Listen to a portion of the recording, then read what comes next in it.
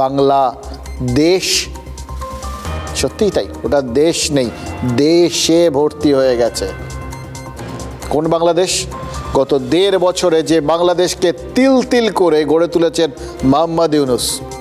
আবার ভুল হলো, ইউনূস কিছু গড়ার লোক নন, তিনি তিল তিল করে বাংলাদেশকে ভাঙতে এসছেন। সেই জন্য এই 24-25-এ এসে বাংলাদেশ থেকে অবৈধভাবে সে দেশের সংখ্যালঘুরা, হিন্দুরা এদেশে আসছেন, এদেশের নাগরিকত্ব চাইছেন এবং বলছেন হয় আশ্রয় না হয় মৃত্যু। হয়তো গীতার বাণী তাদের মনে পড়ে গেছে, স্বধর্মে নিধনং শ্রেয় পরধর্ম ভয়াবহ। শুনলেন তো, নাটোর থেকে এক কাপড়ে ভারতে আসা মহিলারা বলছেন হয় ভারত আশ্রয় দিক, নাহলে গুলি করে মেরে ফেলুক। কিন্তু তারা জানেন মৃত্যুটা ওপাশে থাকলে নিশ্চিত ছিল,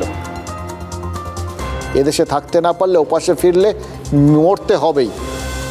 তাই যদি মরতে হয় এদেশে মরতে চান, মানে বুঝতে পারছেন, বাংলাদেশ আজ তার মানে একটা মৃত্যু উপত্যকা।